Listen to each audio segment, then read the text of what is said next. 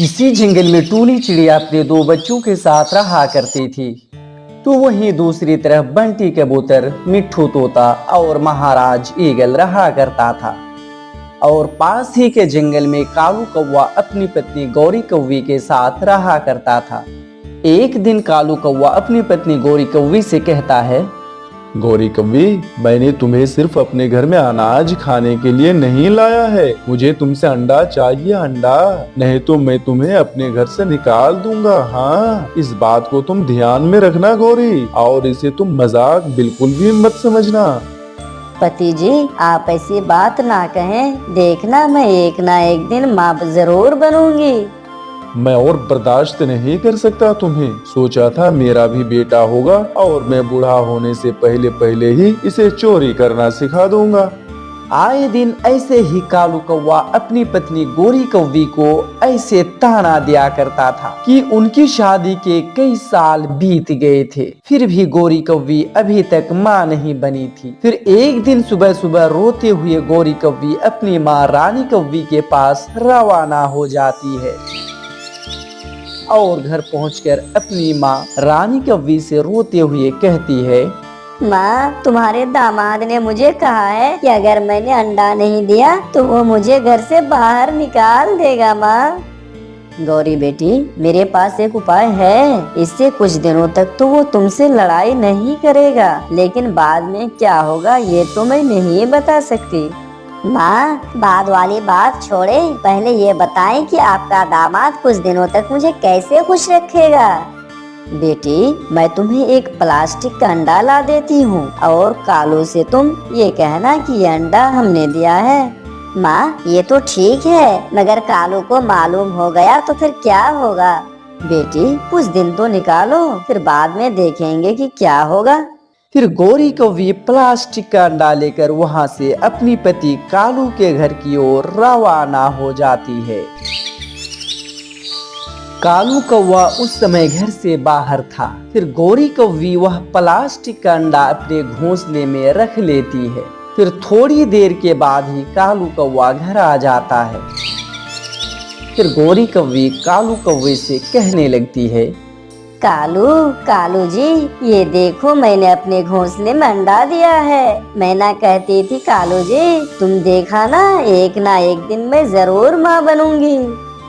ये सुनकर कालू कौवा काफी खुश हो जाता है और कहता है, मैं पिता बन गया, मैं अपने अंडे का बाप बन गया। मैं अभी सबको बताकर आता हूँ। ऐसे ही खुशी खुशी कालू कौवा वहाँ से चला जाता है। उस दिन से कालू कौवा गौरी से लड़ाई नहीं करता, बल्कि वह उसके लिए अच्छे अच्छे और स्वादिष्ट भोजन लाता। कभी कभी तो अपनी पत्नी के लिए मीठा फल भी लेकर आता। ऐसे ही कुछ दिन शांति से बीत जाते हैं। फिर एक दिन कालू कौवा गौरी से कहता है, गौरी, अब तो 15 दिन होने को है। हमारे इस अंडे से बच्चा कब निकलेगा? पति जी, मुझे तो इस बात का पता नहीं है। मैं माँ से पूछकर बताऊंगी। मैं भी टूनी चिड़िया से पूछकर आता हूँ। ये कहकर कालू कौवा टूनी चिड़िया के घर की ओर रवाना हो जाता है और पहुंचकर टूनी चिड़िया से कहता है, टूनी, तो मुझे एक बात बताओ तो सही।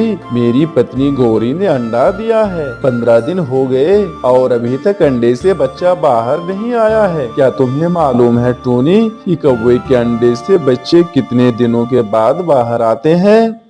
कालू भैया, 15 दिन तो बहुत ज्यादा है। कौवे के अंडे से तो बच्चा केवल 10 दिनों में ही बाहर आ जाता है। आप ऐसा करें कालू भैया, अंडा और अपनी पत्नी गौरी को लेकर बुलबुल डॉक्टर के पास लेकर चले जाएं।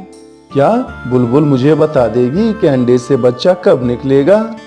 वो अंडे को चेकअप करके बता देगी कि कहीं अंडा खराब तो नहीं हो गया है। ये सुनकर कालू कौवा दुखी हो जाता है और कहता है, मैं आज ही गौरी और अंडा को लेकर बुलबुल डॉक्टर के पास जाऊंगा। ये कहकर कालू कौवा अपने घर की ओर रवाना हो जाता है और घर पहुंचकर अपनी पत्नी गौरी से कहता है, गौरी, चलो मेरे साथ चलो। मगर कहाँ चले पति जी? बुलबुल डॉक्टर के पास और अपना ये अंडा भी उठा लो। ये सुनकर मानो गोरी कौवी के पांव के नीचे से जमीन निकल जाती है और उसे मालूम हो जाता है कि आज उसकी दिखावा और नाटक सामने आ जाएगा। मैंने क्या कहा गौरी, जल्दी चलो। फिर डरते डरते गौरी वो प्लास्टिक का अंडा उठा लेती है और कालू के साथ बुलबुल डॉक्टर के पास जाने लगती है और बुलबुल डॉक्टर के पास पहुंच जाती है। फिर बुलबुल डॉक्टर कालू से कहती है, कालू आप यहाँ से बाहर जाएं, यहाँ सिर्फ फीमेल पक्षी को ही आने की इजाजत है। फिर कालू कौवा बाहर चला जाता है और बुलबुल अंडा चेकअप करने के बाद कहती है, गौरी ये क्या है? ये तो प्लास्टिक का अंडा है, इससे भी भला कोई बच्चा निकल सकता है क्या? फिर गोरी कौवी रोने लग जाती है और कहती है, रोज मुझे मारता था और बांझ बांझ कहकर पुकारता था। फिर मेरी माँ ने मुझे ये उपाय बताया ताकि कुछ दिन तो सुकून से बीत सके। मैं भी एक माँ हूँ और तुम्हारे दुखों को भली भांति समझ सकती हूँ। प्लीज बुलबुल दीदी, अभी आप मेरे पति को कुछ ना बताना, वरना वो तो मुझे अभी के अभी घर से बाहर निकाल देगा। गौरी दूसरे जंगल में एक अनाथालय है जहाँ सिर्फ अंडे ही अंडे होते हैं। जो पक्षी मर जाते हैं या जिनके अंडे ज्यादा होते हैं, अनाथालय में अंडे को डोनेट कर देते हैं। आप जाकर वहाँ से अंडे ले लें। ये सुनकर तो गौरी की जान में जान आ जाती है। वे बहुत खुश हो जाती है। फिर गौरी और कालू वहाँ से चले जाते हैं और घर पहुंचकर कालू कौवा गौरी से कहता है, क्या कहा बुलबुल डॉक्टर ने? बुलबुल डॉक्टर ने कहा है कि अभी हमारे अंडे से बच्चा निकलने में अभी कुछ दिन बाकी है। अच्छा, आप आराम करें, मैं आपके लिए मीठा फल लेकर आता हूँ। फिर कालू कौवा अपनी पत्नी गौरी के लिए मीठा फल लाने जंगल की ओर रवाना हो जाता है और इधर गोरी कौवे भी कालू से बचकर बुलबुल के बताए अनुसार सीधा अनाथालय पहुंच जाती है और वहां पहुंचकर अनाथालय का मालिक चील से कहती है, चील बहन, आप अपने अनाथालय से मुझे एक अंडा दे दें, मैं जीवन भर आपका आभारी बनी रहूंगी। अच्छा, तो अंडा चाहिए आपको? जी जी, मैं बिल्कुल अपने अंडे की तरह ही ध्यान रखूंगी। आप अपना एड्रेस मुझे बताएं। जी, पहाड़ के दक्षिण ओर गली नंबर 00 और मकान नंबर 123। ये लो अंडा, ये अंडा कौवे का ही है। पिछली बारिश में अंडे की मालकिन मर गई है, इसलिए उसका पति ने अंडा अनाथालय में जमा करके गया है। अब मेरा जीवन का बहुत बड़ा दुख दूर हो गया। आपका बहुत बहुत धन्यवाद चील बहन। फिर गोरी कौवी वह असली अंडा लेकर अपने घर पर आ जाती है और फिर प्लास्टिक का रखा हुआ अंडा दूर फेंक देती है और असली अंडा अपने घोंसले में रख लेती है। और अब वह काफी सुकून महसूस कर रही थी क्योंकि अब उसे कोई भी डर नहीं था। फिर 3 दिनों के बाद उस अंडे से बच्चा निकल जाता है जो काले रंग का बेटा था। गोरी कौवी उसे देखकर काफी खुश हो जाती है और तभी कालू कौवा बोल पड़ता है, मेरे बेटे, मुझे आपका ही इंतजार था। मम्मा, मगर जो आवाज मैंने अंडे में रहकर सुनता था, वो आवाज तो आपकी नहीं है। बेटा, कुछ दिन पहले मेरा गला खराब हो गया था, इसलिए आपको ऐसा लग रहा है। मेरे बेटे, अब आप जल्दी जल्दी से बड़े हो जाओ, फिर मैं तुम्हें चोरियां करना सिखा दूंगा। फिर तुम मेरे लिए दूसरों के घर से भोजन चुरा कर लाओगे और मैं बैठे बैठे आराम से खाऊंगा। हा हा हा हा, अब तो मेरा मौज ही है मौज। मगर मम्मा, पापा जो कह रहे हैं मैं चोरी नहीं करूंगा, नहीं तो मुझे सब पक्षी चोर के बेटे कहकर पुकारेंगे। और जब मैं अंडे में था तो आप कहा करती थी मम्मा कि मेरा बेटा कामयाब, मेहनती और ईमानदार पक्षी बनेगा। हाँ बेटे, तुम जरूर एक कामयाब पक्षी बनोगे।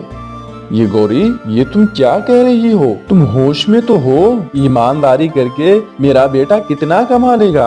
चोरी करना सीख जाएगा तो जल्दी जल्दी मालदार बन जाएगा।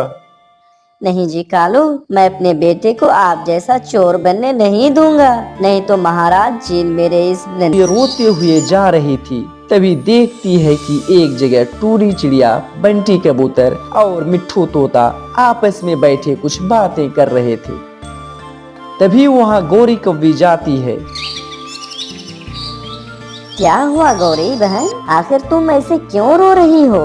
तब गौरी कौवी रोते हुए सारी बातें बताती है। तब टूनी चिड़िया कहती है, अब बहुत हो गया गौरी बहन, अब बर्दाश्त से बाहर हो गया है। अब तुम्हारे पति कालू कौवा को तो सबक सिखाना ही पड़ेगा, नहीं तो वो अपने बेटे को अपने जैसा चोर ही बनाएगा। चलो महाराज के पास चलते हैं गौरी, इसका फैसला महाराज ईगल ही कर पाएंगे। हाँ हाँ टूनी बहन, तुम बिल्कुल ठीक कह रही हो, चाहे मेरा कुछ भी हो जाए, मैं अपने बेटे को चोर नहीं बनाऊंगा। ऐसा कहकर गौरी कौवी, टूनी, बंटी और मिट्ठू महाराज ईगल के राजभवन की ओर रवाना हो जाते हैं।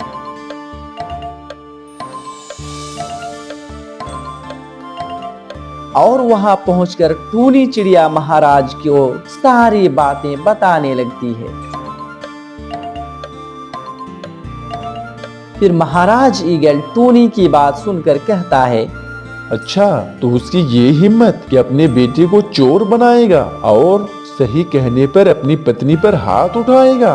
सेनापति जी महाराज, जाओ और दुष्ट कौवे को पकड़कर मेरे राजभवन में पेश करो, जैसी आपकी आज्ञा। फिर दो सेनापति जाता है।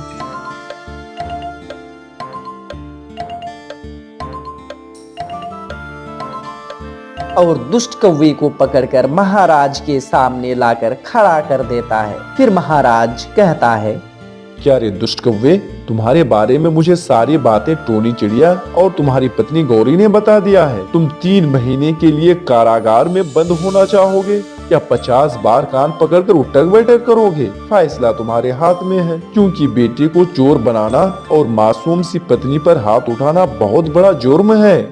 न न न न महाराज, इस बार मुझे क्षमा कर दीजिए। तुम्हें कोई माफी नहीं दुष्ट कौवे।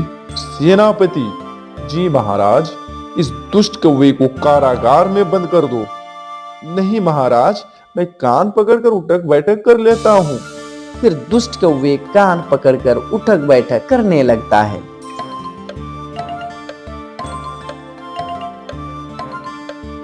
तो देखा ना दोस्तों, हमें इस कहानी से यही शिक्षा मिलती है कि हमें अपने बच्चों की परवरिश ईमानदारी से करना चाहिए और उसे बुरा काम करने से रोकना चाहिए। दोस्तों, इसी तरह की इंटरेस्टिंग स्टोरी देखने के लिए आप हमारे वीडियो को लाइक और शेयर करें। वीडियो देखने के लिए बहुत बहुत धन्यवाद।